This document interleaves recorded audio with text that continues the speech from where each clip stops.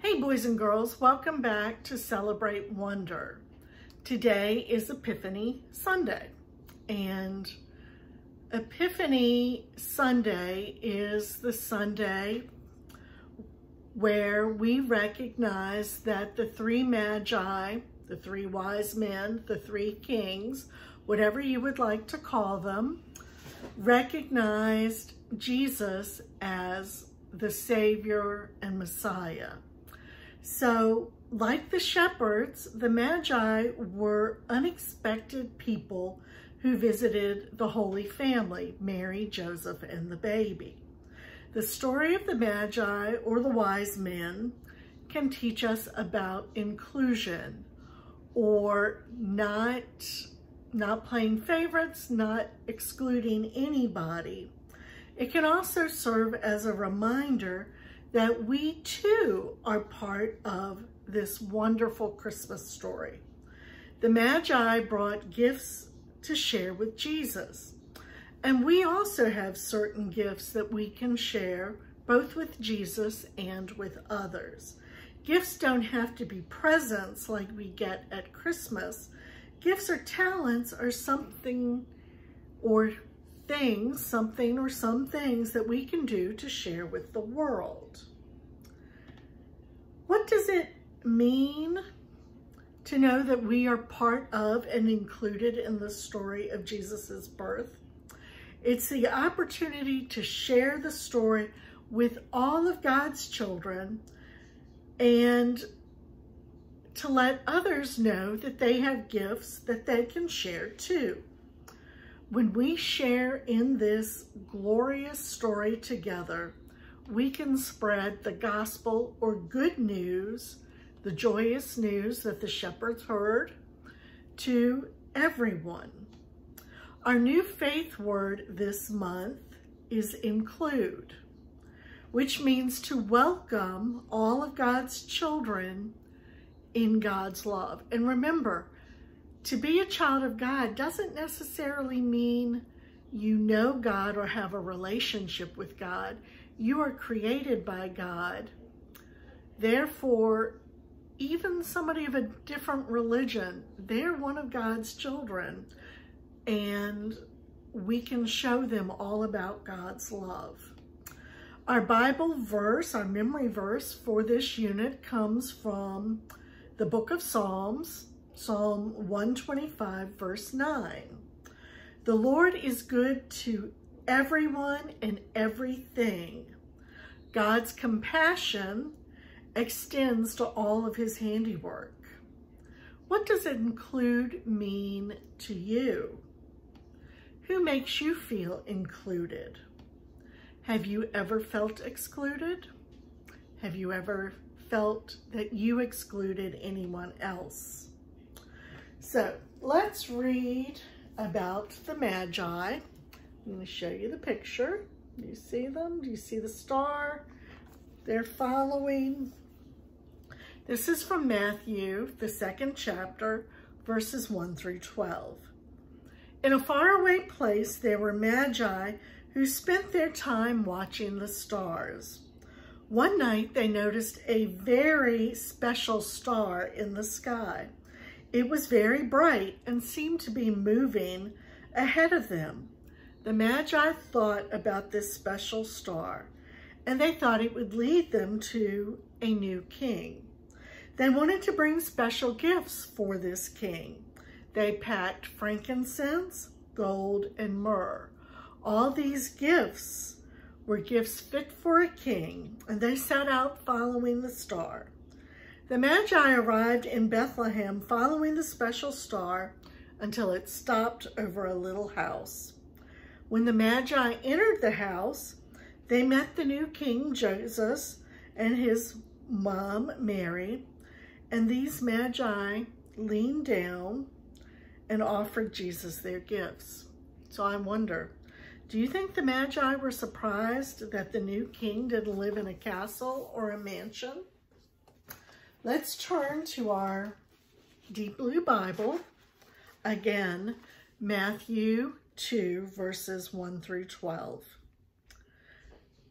After Jesus was born in Bethlehem in the territory of Judea during the rule of King Herod, Magi came from the east to Jerusalem. They asked, "Where is this newborn King of the Jews?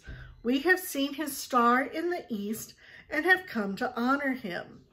When King Herod heard this, he was troubled, and everyone in Jerusalem was troubled with him. He gathered all of the chief priests and the legal experts and asked them where the Christ was to be born. They said, "In Bethlehem of Judea, for that is written by the prophet, 'You, Bethlehem, land of Judah, by no means are you least among the rulers of Judah, because from you will come one who governs, who will shepherd my people Israel.'" All right, that was written by a prophet. And remember, a prophet is a messenger from God. So let's continue. Then Herod secretly called for the Magi and found out from them the time when the star had first appeared. He sent them to Bethlehem, saying, "Go and search carefully for the child. When you have found him, report to me, so that I may go and honor him also." When they heard the king, they went, and look, the star that they had seen in the east went ahead of them, and it stood over the place where the child was. When they saw the star, they were filled with joy. They entered the house and saw the child with Mary, his mother. Falling to their knees, they honored him. Then they opened their treasure chest and presented him with gifts of gold, of frankincense, and myrrh. Because they were warned in a dream and not to return to Herod, they went back to their own country by another route. When the Magi had departed, an angel from the Lord appeared to Joseph in a dream and said, "Get up, take the child and his mother, and escape to Egypt." So I'm going to end there. And that's another dream Joseph had. An angel visited him and gave him a warning. So you can turn our video off now and watch the Session 5 Celebrate Wonder video on the website, and then come back and join me. So I have a question. What do you think it would be like to follow a star to go looking for someone?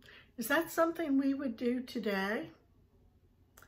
How do you think Mary reacted to the gifts the Magi brought Jesus? Gold, frankincense, and myrrh were very expensive in those days. Not something that somebody of Mary and Joseph's stature would necessarily have lying around. Do you think the wise men made the right decision not to return to Jerusalem to see Herod? Why do you think that? So, what do you think is in our Wonder Box today? So here's our Wonder Box. And if you guessed wise men with gifts, so you're right. So why do you think I have wise men in the Wonder Box, or Magi, or three kings? I wonder, what type of gifts do people bring to babies today? I know we have a new baby great-nephew, and for Christmas, I gave him 3 books. And before that, I gave him a new baby outfit and some blankets that I had crocheted. What are some things that you would bring to a new baby? How do you think the Magi felt when they met Jesus? Remember, they were expecting a king, and they found a baby And that baby was not at all what they had expected. So the gifts that the Magi brought were considered very valuable. What gift would you bring to Jesus to welcome him to our community? If you have some paper and some pencils and some crayons, why don't you draw a picture of the gift that you would bring? If you'd like, you can take a picture of it and email it to me. I would love to see what you have to share. Sometimes we think about presents that we can only bring to Jesus, but we can also bring special gifts to others, such as being a good friend or helping at church or spreading the message of Jesus' love. We all have gifts to share, and our gifts don't necessarily have to cost money. A smile and including somebody at the lunch table once we're back to school together again, that's really important. And you can also go help in the community. We have opportunities every week. You and your parents can go to Belmont Food Pantry and help package food to distribute to people who don't have enough to eat. You can go to the grocery store and pick out peanut butter and tuna fish and bread to donate to people. Even the gift of clothes you have outgrown is special and helps people. So I want you, we're going to say a prayer together, and this is a little different prayer. It's called a breathing prayer. So you breathe in and you rest and you exhale. So as I breathe in, I'm going to say I am part of you. And then exhale, you are part of me. We are community.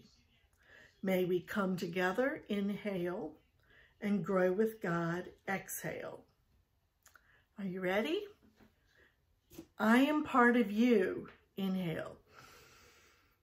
You are part of me, exhale.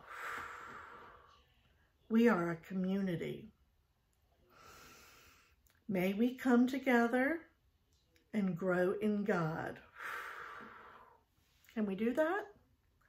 I am part of you. You are part of me. We are a community. May we come together and grow with God in unity. Kids, there's some book resources on the website that I invite you to watch. There are also some activities. I'll see you next week. Bye-bye.